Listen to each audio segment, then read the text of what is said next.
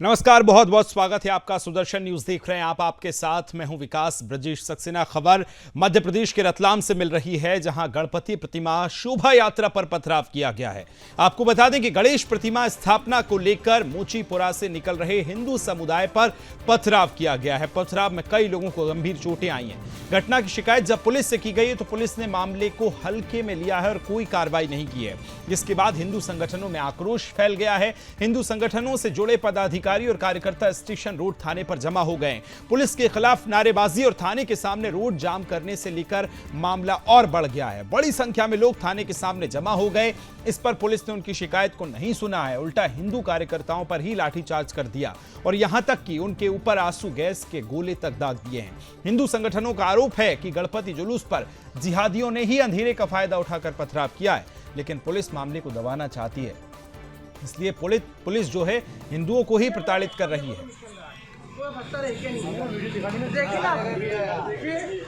जब ट्रैक्टर के अंदर पत्थर बड़े सब कुछ है तो भाई तुम लोग कौन सुन रहे हो? और पहले अपने इंसान को दबा रहे आने की, उनके सामने दबा रहे हो।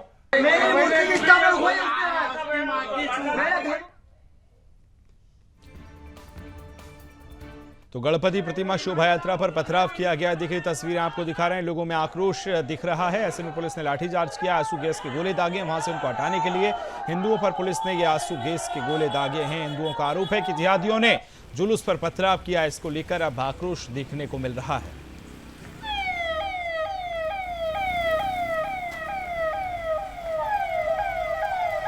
ये यहीं पे जो भीड़ थी ना, उन्होंने पत्थर चलाया। हाँ,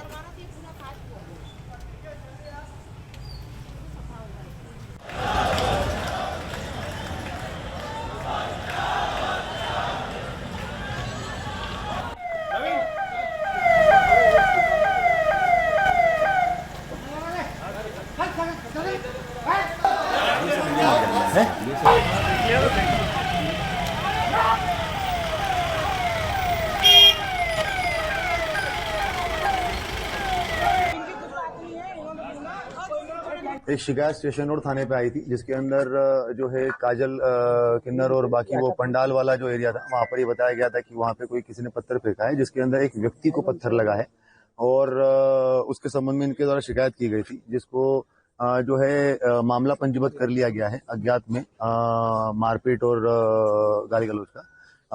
बाकी उसके बाद में जो भीड़ इकट्ठा हुई थी, वो लोग उन लोगों के द्वारा जो है वो मोचीपुरा की तरफ जाते हुए कुछ जगहों पर जो है पत्थर वत्थर फेंके। पुलिस तत्काल वहां पर मौके पर पहुंचकर पूरी स्थिति को नियंत्रण कर लिया गया है। सभी लोगों को तितर बितर करके बाकी सब जगह पर फिक्स पिकेट पॉइंट्स लगाए गए हैं और ये इंश्योर किया जा रहा है कि प्रॉपर जो है वो लॉ एंड ऑर्डर मेंटेन है। अभी फिलहाल स्थिति जो है वो सभी जगह पर हमारे पिकेट पॉइंट लगे हुए हैं, कहीं पे कोई ऐसी स्थिति नहीं है। लगातार पुलिस पेट्रोलिंग चल रही है, हमारे अधिकारी भी जो है वो जगह जगह पर पेट्रोलिंग कर रहे हैं।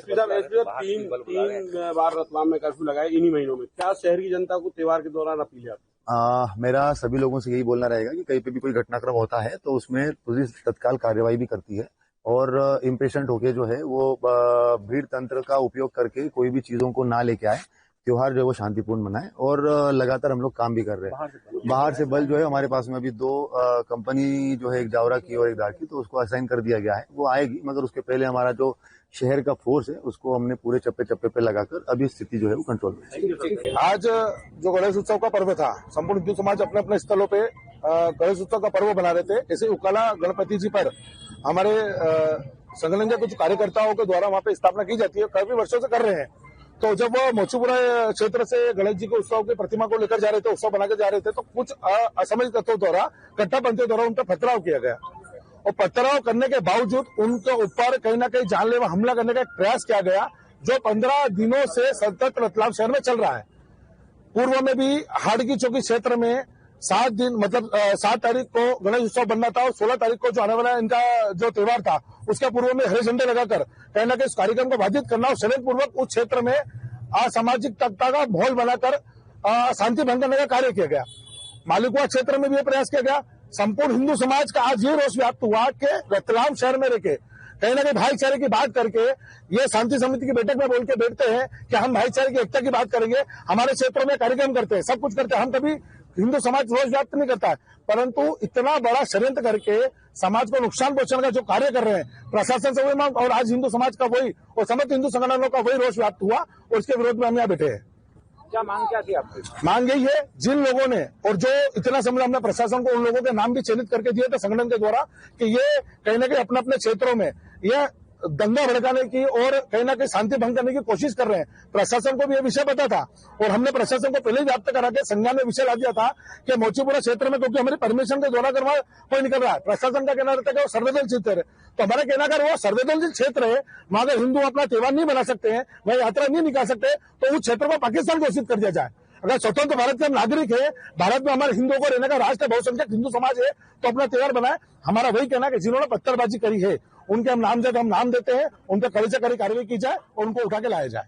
बोल रहे हो उसी समय ट्रैक्टर में कह रहे हो भैया पहले ट्रैक्टर देखो तुम इसके अंदर वो पत्थर है। देंगे सहयोगी रामस्वरूप शर्मा मेरे साथ जुड़ गए। रामस्वरूप बताइए, इस तरह से ये जो प्रतिमा को लेकर शोभा यात्रा निकाली जा रही थी उस पर पथराव किया गया है, क्या अभी तक पूरा एंगल निकल कर सामने आया है? वो कौन लोग थे जिन्होंने पथराव किया है और अब किस तरह का माहौल वहां नजर आ रहा है?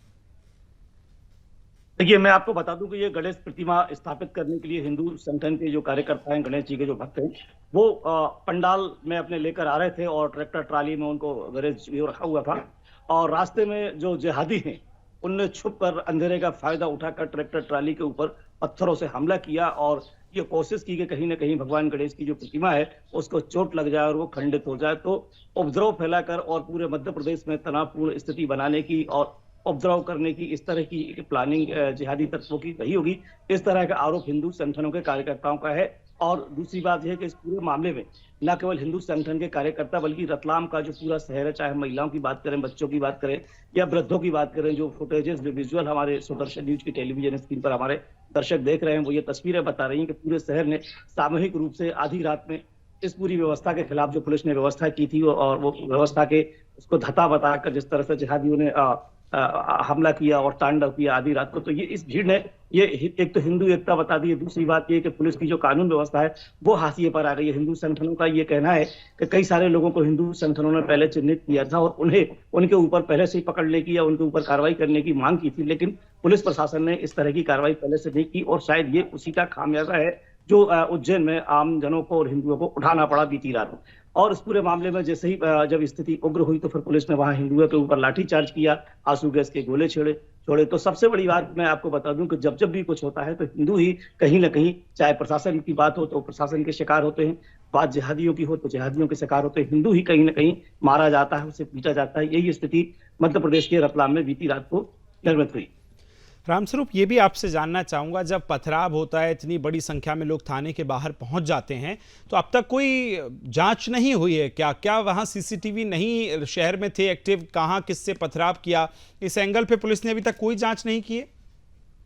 देखिए, क्या है, इस तरह की जब वारदातें होती हैं तो कहीं ना कहीं ये बात बहुत ज्यादा बाहर आ चुकी है, सामने आ चुकी है कि ज्यादातर मामलों में जो है सीसीटीवी कैमरों के जो फुटेजेस हैं वो पुलिस खंगालती है। तो जिहादी तत्व या असामाजिक तत्व जो है वो इसी चीज का फायदा उठाते हैं। जो खाना खाली छूट जाता है उसी खाने में बैठकर शिकार किया जाता है। तो बीती रात में न केवल अंधेरे का बल्कि किसी ऐसे इलाके से ये कोशिश की होगी जहां सीसीटीवी कैमरा ना हो।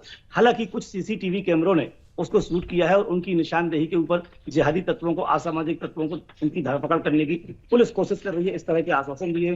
फिर रात पुलिस एसपी की समझाइश के बाद किसी तरह से जो स्थिति है वो सामान्य हुई। हालांकि पूरे जिले में स्थिति फिलहाल तनावपूर्ण है, चप्पे चप्पे पर पुलिस बल और सुरक्षा बल तैनात है और हिंदू लगातार ये मांग कर रहे हैं कि जिहादी तत्वों के ऊपर कठोर कार्रवाई की जाए ताकि अब दोबारा भविष्य में इस तरह की कोई साहस न कर सके, ऐसी कोई स्थिति अब निर्मित ना हो। और यही मांग उन्होंने शांति समिति की बैठक में, जिस तरह से अभी हमने साइट में सुनवाया तो हिंदू संगठन के कार्यकर्ताओं ने बताया कि जब भी शांति समिति की जब बैठक होती है तो उसमें हर वर्ग के, हर समुदाय के लोग और पुलिस पार्टियां साथ में बैठकर डिस्कस करती हैं। तो डिस्कस करते समय जो जिहादी तत्व हैं, दूसरे समुदाय के जो लोग हैं, वो हर बात में हाँ में हाँ भरते हैं, लेकिन जब भी त्योहार आता है या ऐसी कोई भाईचारे की स्थिति निर्मित करने की कोई समय आता है तो वहां ये अपना रंग, जिहादी रंग जो है वो बता बिल्कुल दिखाते हैं। हालांकि पुलिस को इस पूरे मामले पे जांच करना चाहिए कि आखिर कौन है जो इस तरह से शोभा यात्रा को वहां पर उसमें हिंसा की करने की कोशिश कर रहा है। रामस्वरूप, बहुत शुक्रिया, धन्यवाद आपका तमाम जानकारी साझा करने के लिए। आगे बढ़ेंगे। कुशीनगर में 6 साल की मासूम से जिहादी ने दुष्कर्म किया है। हिंदू बच्ची को जिहादी जिहादी मोहम्मद ने अपनी हवस का शिकार बनाया है। बच्ची को बहला फुसलाकर ये नहर किनारे ले गया था। बच्ची के शोर मचाने पर लोगों की भीड़ वहां पहुंची है और लोगों ने जिहादी को पकड़कर पुलिस के हवाले कर दिया है। आरोपी जिहादी पीड़ित परिवार को धमकी भी दे रहा था। तो ये बड़ी खबर कुशीनगर से आपको बता रहे हैं। जिहादी ने बच्ची को अपनी हवस का शिकार बनाया है। ये जिहादी बच्ची को बहला फुसलाकर वहां ले गया था। इस दौरान जब बच्ची ने शोर मचाया तो भीड़ पहुंची और भीड़ ने इसको पकड़ लिया है, फिर पुलिस के हवाले किया। हालांकि ये पीड़ित परिवार के लोगों को धमकी भी ये आरोपी दे रहा था, ऐसी खबर भी निकलकर सामने आई है।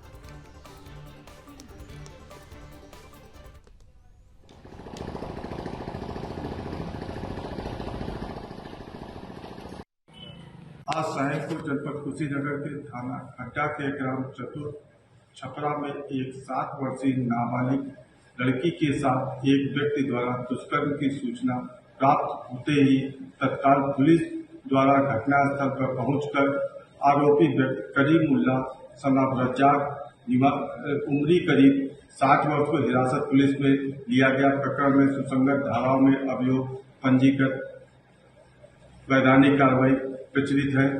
शीघ्र ही विवेचनात्मक कार्रवाई पूर्ण कराकर आरोप पत्र माननीय न्यायालय प्रेषित कर अभियुक्त को कठोर से कठोर सजा दिलाई जाए। केंद्रीय मंत्री रामदास अठावले ने कहा है कि इस बार विधानसभा के चुनाव में संविधान का मुद्दा नहीं चलेगा। हमारी पार्टी आरपीआई हरियाणा की सभी 90 सीटों पर बीजेपी का सपोर्ट करेगी और इस बार हरियाणा बीजेपी और महाराष्ट्र में महायुति की सरकार बनेगी। इन्हीं मुद्दों पर हमारे दिल्ली ब्यूरो चीफ सौरभ तिवारी ने केंद्रीय मंत्री रामदास अठावले से खास बातचीत की है। क्या कुछ कहा, सुनवाते हैं। विधानसभा के चुनाव पर हम बात करते हैं केंद्रीय मंत्री रामदास अठावले साहब से। अठावले साहब, महाराष्ट्र में चुनाव है, हरियाणा में चुनाव है, जम्मू कश्मीर चुनाव है, लेकिन हरियाणा की अगर बात करें तो वहाँ पर 21% दलित वोटरों की संख्या है। आपका रोल अहम हो जाता है। हरियाणा में कैसे देखते हैं आप स्थिति? वैसा हरियाणा में दलित वोट की संख्या बहुत अच्छी संख्या है और वहाँ मतलब माननीय नरेंद्र मोदी जी के नेतृत्व में दलितों ने 2014 में, 2019 में और 2024 के लोकसभा चुनाव में भी दलितों ने बहुत अच्छा मतलब सपोर्ट बीजेपी को किया है। लेकिन मेरा अनुमान यह है कि वहाँ बीजेपी की सरकार 100% आने वाली है, क्योंकि लोकसभा में मतलब जिस तरह 2019 में पूरी 10 सीटें बीजेपी की लोकसभा की आई थी, लेकिन अभी चुनाव में संविधान का मुद्दा नहीं चलेगा। जिस तरह हरियाणा का डेवलपमेंट हुआ है, हरियाणा में मैक्सिमम पैसा पहुंचा है, मनोहर लाल खट्टर जी के नेतृत्व में बहुत सारे प्रोग्राम वहाँ हुए। 90 सीटों में से कम से कम 55 के ऊपर सीटें मतलब बीजेपी की चुनकर आएगी और वहाँ बीजेपी की सरकार, एनडीए की सरकार आएगी और सरकार आने के बाद रिपब्लिकन पार्टी के कुछ कार्यकर्ताओं को सत्ता की भागीदारी मिलेगी महामंडल में वगैरह। ऐसी बात वहाँ के जो प्रदेश अध्यक्ष है बड़ोले जी, उनके साथ हमारे रवि कुंडली जी जो स्टेट प्रेसिडेंट, उनकी बात हुई है। मैंने भी फोन पर उनके साथ मेरी भी बात हो चुकी है और हमने फैसला लिया है कि सभी सीटों पर हम बीजेपी का समर्थन करेंगे और हरियाणा में जरूर बीजेपी की सरकार वहाँ आई। तो महाराष्ट्र में काफी कांटे की टक्कर बताई जा रही है। राहुल गांधी लगातार आपकी सरकार पर हमला कर रहे हैं कि सरकार की विदाई का समय आ चुका है। इस पर क्या कहेंगे?